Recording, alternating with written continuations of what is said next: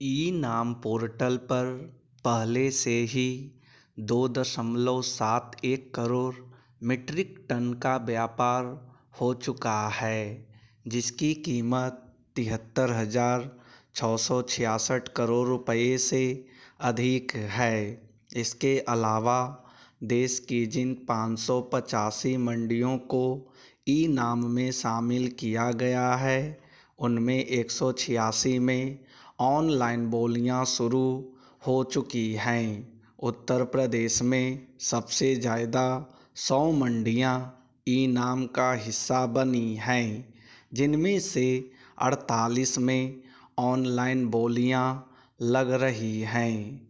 अनुपात की दृष्टि से राजस्थान इसमें सबसे आगे है, जहां 25 में से 20 मंडियों में ऑनलाइन बोलियां लग रही हैं।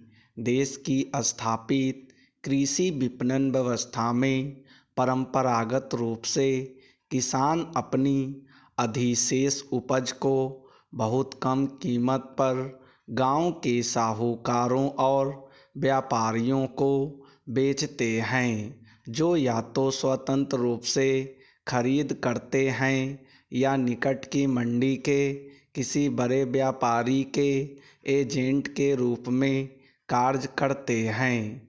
कुछ किसान सूचना के अभाव में या मंडी दूर शहरों में होने के कारण अपनी अधिशेष कृषि उपज को उचित मूल्य पर नहीं बेच पाते हैं।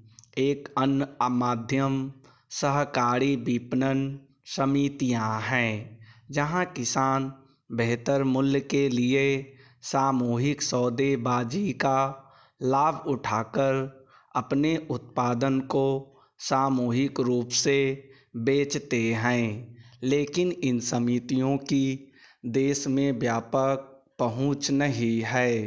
इस तरह विपणन क्षेत्र में सूचना अंतराल और देशव्यापी बाजार की अनुपलब्धता किसानों के लिए बड़ी समस्या रही है।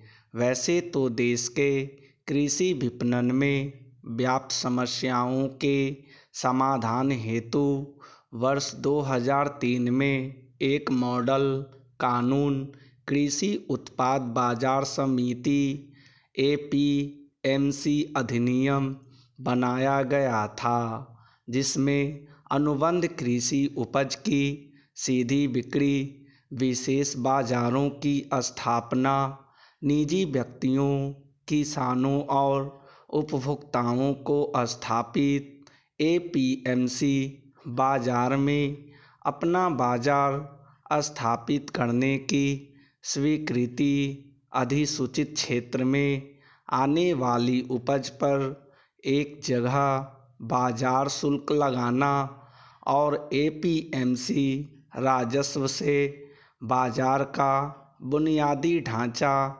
खड़ा करना आदि शामिल थे।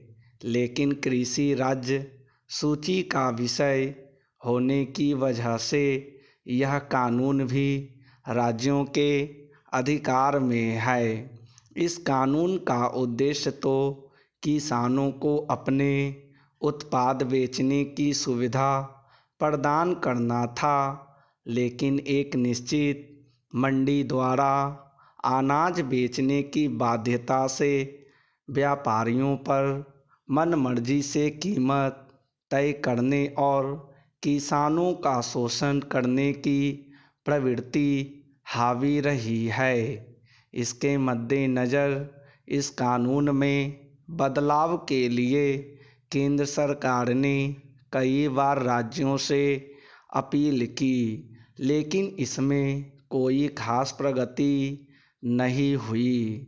इसके अलावा निम्नलिखित अव्यवस्थाओं के कारण भी ई नाम जैसी व्यवस्था आवश्यक हो गई है। कृषि उपज मंडी अधिनियम 1972 के तहत वर्गीकरण और प्रमाणीकरण की सुविधा प्रत्येक मंडी में होने की बाध्यता के बावजूद मंडियों में इनका सर्वथा अभाव है। जिसमें किसानों को अपनी उपज का उचित मूल्य नहीं मिल पाता और वे उपज मूल्यांकन के लिए पूर्णतः व्यापारियों पर आश्रित होते हैं, जबकि ई नाम वर्गीकरण और प्रमाणीकरण की सुविधाओं सहित उचित मूल्य वाली मंडी में किसानों को उपज बेचने की स्वतंत्रता देता है।